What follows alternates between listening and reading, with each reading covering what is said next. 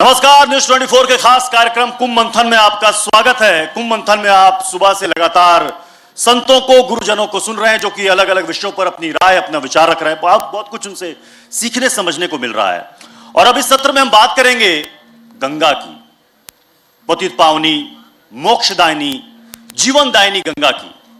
सियासतदानों ने बहुत कुछ कहा गंगा के बारे में, लेकिन इस सत्र में हम संतों से जानेंगे कि उनकी नजर में गंगा कितनी निर्मल और साफ हुई। तो इस सेशन में हमारा सवाल क्या है, सबसे पहले वो देख लीजिए। स्वच्छ गंगा का सपना कब पूरा होगा? तो चलिए जल्दी से मैं अपने मेहमानों से आपका परिचय करा दूं। हमारे साथ हैं साध्वी जया भारती जी, हमारे साथ हैं महामंडलेश्वर जगत गुरु पंचानंद गिरी जी, और हमारे साथ हैं महामंडलेश्वर मार्तंड पुरी जी। साध्वी जया भारती जी, सबसे पहले मैं आप ही से शुरू करूंगा। 3 दशक हो गए, गंगा साफ कैसे होगी, गंगा को लेकर कई सारे प्रोजेक्ट चले, Ganga action plan, Ganga basin authority, अब नमामि गंगे, कई 100 करोड़ रुपए खर्च हो गए। लेकिन आज भी लगता है कि एक सपना ही है कि गंगा स्वच्छ कब होगी। देखिए, हम लोगों को जब भी हम इस प्रश्न का उत्तर देते हैं तो हमें बहुत सारे फैक्ट से दूर नहीं जाना चाहिए। जहाँ तक हम ये बात करते हैं कि जो डोमेस्टिक इंडस्ट्रियल सीवेज है जो गंगा के अंदर डिस्चार्ज किया जा रहा है, रूरल सैनिटेशन की बात है, एफॉरेस्टेशन की बात है। मेरा अपना उत्तराखंड के क्षेत्र में वाटर मैनेजमेंट को लेकर के काफ़ी कार्य रहा है। लेकिन एक समस्या जो हमने कहा कि 3 दशक हो गए हैं और इतने दशकों में हमने इतने करोड़ों रुपए जो गंगा क्लीन के प्रोजेक्ट्स के ऊपर लगा दिए हैं, इतनी सारी कमिटीज़ और एजेंसीज की स्थापना भी हुई। लेकिन इन्हीं दशकों में जो एक चीज़ हम बहुत बड़ी भूल जाते हैं वो ये है कि इन्हीं वर्षों में आज अगर आप गिनती करें तो लगभग 900 से ज़्यादा, लगभग 940 बैराज, डैम्स एंड वियर्स जो है गंगा के ऊपर बन चुके हैं। किसी भी नदी का क्लीन होना, हम गंदी वो हो जाती है और हम बाद में उसके क्लीन होने की बात करते हैं, लेकिन इम्पॉर्टेंट है, सबसे महत्वपूर्ण ये है कि उसका क्लीन रहना। एक नदी का निर्मल रहने के लिए उसका अविरल रहना बहुत आवश्यक है। और जब आप एक नदी का प्रवाह बाधित कर देते हैं, उसके जल को 950 लगभग 1000 स्थानों पर आप रोक देते हैं। यानी आप ये कह रही हैं कि गंगा का मैला होना, प्रदूषित होना ये अलग बात है, और प्रवाह को आप डिस्टर्ब करना ये अलग बात है। जो बात वाटरमैन राजेंद्र सिंह जो कि गंगा की यात्रा पर निकले हुए हैं, उन्होंने भी कहा कि दरअसल में समस्या है रक्त संचार की और हम इलाज कर रहे हैं दांत का। बिल्कुल, आपने जैसे कहा कि ये 2 मुद्दे अलग नहीं हैं, ये 2 मुद्दे हैं, लेकिन ये बहुत ज्यादा आपस में इंटरट्वाइंड हैं, इंटरकनेक्टेड हैं। कि जब तक हम उसकी क्लीनिंग पर, अभी उमा भारती जी बात कर रही थी और उन्होंने कहा कि बहुत सारे ऐसे नाले हैं, मेजर नाले जो बहुत बड़े पैमाने पर सीवेज को डिस्चार्ज कर रहे थे गंगा के अंदर, आज वो नाले तो बंद हो रहे हैं, सारे बंद नहीं हुए हैं, बड़ा लंबा समय लगेगा। और हमें इस मामले में बहुत भावुक होकर के बड़ा राजनीतिक साइड्स नहीं लेनी चाहिए। हमें एज सिटीजन्स बहुत प्रैक्टिकल होना पड़ेगा कि समस्या क्या है और समाधान क्या है। जहां हम डिस्चार्ज और एफिलेंट्स की बात कर रहे हैं, वहां बहुत बड़ी समस्या है कि हम ही ने, हमारी ही पिछली सरकारों ने अभी तक इतने 3 दशकों में जितनी भी सरकारें बदली हैं, और चाहे स्टेट गवर्नमेंट्स हैं चाहे सेंट्रल गवर्नमेंट्स हैं, इन्हीं ने जो हमारी हाइड्रो प्रोजेक्ट्स हैं, हाइड्रो इलेक्ट्रिसिटी की बातें हैं, डैम्स बनाए हैं। लेकिन अगर राम मंदिर सुप्रीम कोर्ट का मामला है, तो मैं मोदी सरकार से पूछता हूं कि अभी तक गौ माता के लिए बिल क्यों नहीं रखा? जो पार्टी विरोध करती है, हमें पता लगता कि ये लोग सनातन के अगेंस्ट है, लेकिन ये करने ही कुछ नहीं चाहते।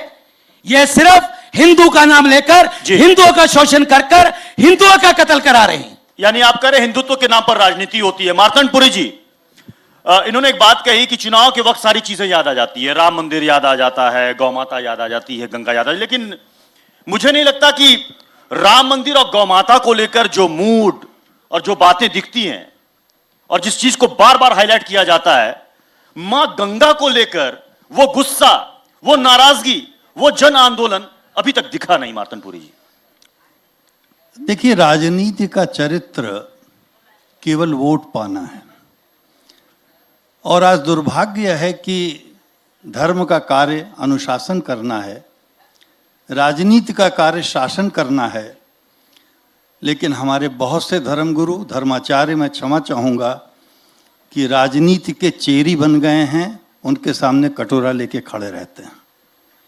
धर्म का जो दायित्व होना चाहिए वो आज हम निर्वाह नहीं कर पा रहे ईमानदारी से। नंबर एक, हम गंगा जानने की गंगा है क्या? गंगा नदी नहीं है, गंगा जटाशंकरी भी है, गंगा विष्णुपदी भी है और ब्रह्म कमंडलिनी भी है। गंगा में जल नहीं है, ब्रह्म द्रव्य का प्रवाह है। आज हमने गंगा को केवल नदी मान लिया, और ये क्यों हो रहा है ये मैं आपको बता रहा हूं। स्कंद पुराण के हिमाद्रि खंड में लिखा हुआ है, भगवान शिव का वचन है कि कलयुग के 5000 वर्ष बीत जाने के बाद सभी देवस्थान, तीर्थस्थान, देवलोक, स्वर्गलोक चले जाएंगे, तब के बाद ही लौट सकते हैं। गंगा भी इस पृथ्वी पर 5000 वर्षों के लिए ही आई थी और वह समय बीत चुका है। अब गंगा को पृथ्वी पर रखने के लिए, लाने के लिए भगीरथ की तरह तप की आवश्यकता है।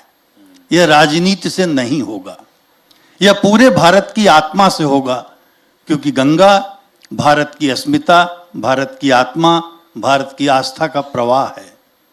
और जो भारत का चरित्र, जो संजीवनी शक्ति है, वह गंगा है।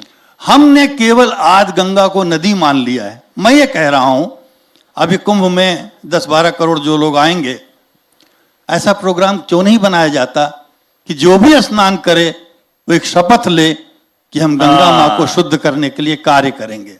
ऐसा क्यों नहीं हो सकता? ये अच्छी बात कही आप। उस ओर दृष्टि नहीं जाती। जो गंगा के किनारे लोग हैं, एक बात बता दूं, मैं सौभाग्य से, मुझे एक सौभाग्य मिला कि मैंने गोमुख से गंगा सागर तक की यात्रा की है, गंगा के किनारे किनारे। और आपको एक अद्भुत बातों को बनाए रखना है, मुद्दों को खत्म नहीं रखना है। आज गाय खत्म होगी, कल मंदिर खत्म होगा, फिर गंगा को बचा के रख रहे हैं कि अगली बार गंगा होगा। इन्होंने एक बात कही कि गंगा को निर्मल और स्वच्छ करने के लिए फिर से भागीरथ प्रयास की जरूरत है। तो जितने संत जिन्होंने एक तरीके से मैं कहूं कि बलिदान कर दिया, देह त्याग दिया, आप चाहे तो आप स्वामी सानंद की बात कर लें, निगमानंद जी की बात कर लें, तो क्या उनका वो बलिदान व्यर्थ गया क्या? देखिए, किया गया प्रयास कभी विफल नहीं होता। यह और बात है कि वह समय अनुकूल फलित होता है। कहते हैं धीरे धीरे रे मना, धीरे सब कुछ होए, माली सींचे 100 घड़ा, ऋतु आए फल होए। कि हर एक कर्म का जो प्रयास का जो फल है वो अपने समय से फलित होता है। और जहां आपने बात कही भगीरथ प्रयास की, तो भगीरथ प्रयास का हम अर्थ समझ लें। भगीरथ अपने आप में एक शुचिता, शुद्धता, कर्मठता, संकल्पता का प्रतीक है। वहां पर उनके अंदर निस्वार्थता है और वह निस्वार्थ स्वरूप से, और जब वह भगीरथ जब तपस्या कर रहे हैं तो उनका व्यक्तिगत कुछ भी नहीं है वहां जो उन्हें चाहिए। वह जनमानस के लिए, अपने पूर्वजों के लिए एक तप कर रहे हैं। और जब हम तप को समझने की बात करें तो तप होता है जहां आप एक कठिन कार्य को सतत संकल्पित होकर के उसकी पूर्णता तक ले जाने का कर्म निरंतर करते हैं, सतत कार्य करते हैं।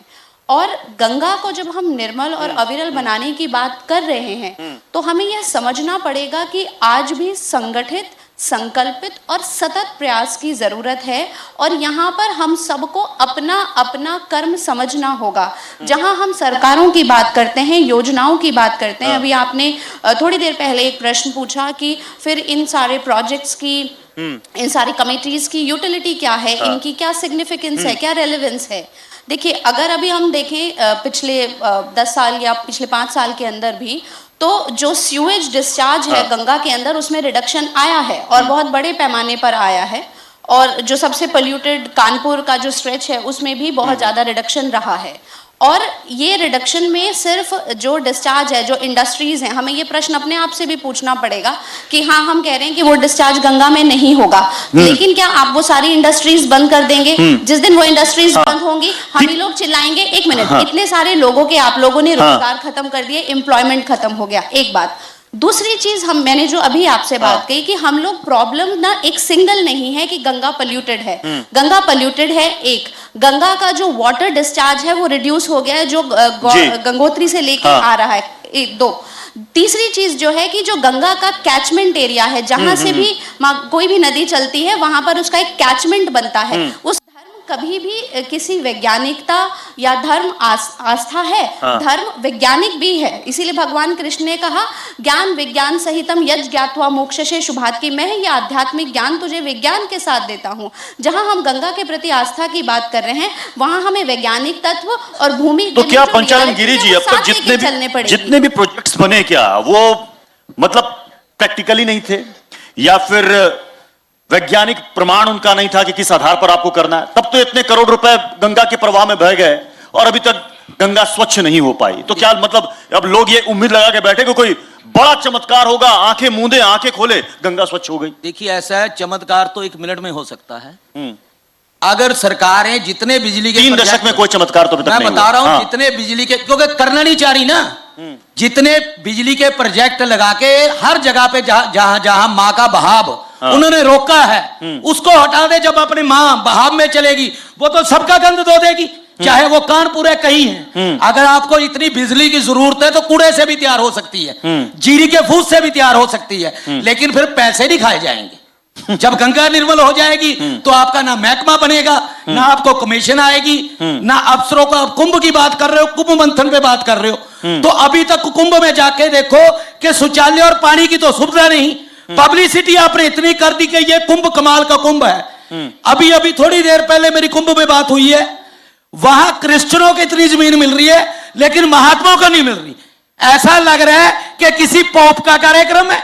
एक साधु मुख्यमंत्री हो और एक देश के प्रधानमंत्री जो स्वयं कहते हो कि मैं हिंदू हूं, जो हिंदू शब्द कहकर कार्य कर रहे हैं, बनारस में जा रहे हैं, वो कह रहे हैं मेरी मां ने मुझे बुलाया, मैं खुद नहीं आया। तो मां का ऐसा हाल हो रहा है तो पूत को कैसे सहन हो रहा है? मतलब गंगा साफ करना सिर्फ सरकार का रोल नहीं। गंगा, जब मैं कह रही हूँ कि मैं उसकी संतान हूँ, तो पहले मुझे तो पता लगे संतान का भी कर्तव्य है। मैं दूसरी संतान को बोलूं कि भाई तू पहले कर, मैं बाद में आऊंगी, ऐसा नहीं होता है।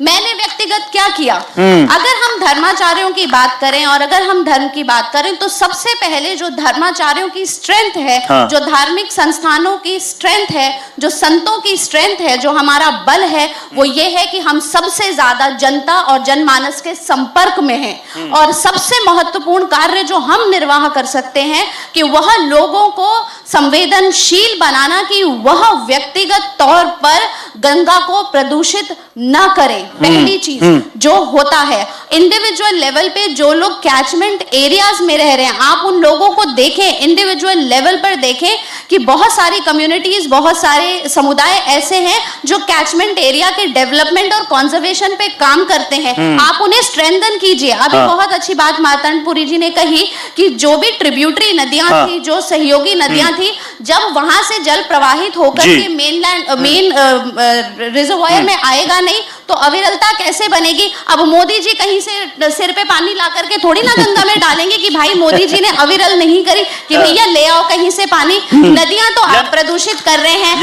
यानी सिर्फ और सिर्फ सरकार। नहीं, 2 मिनट। किसी के ऊपर भी सिर पे ठीकरा फोड़ देना कोई समाधान नहीं है कि हम कहें बड़े वक्ता हैं और तुम बहुत खराब हो तो भाई तुम्हारा ही काम है।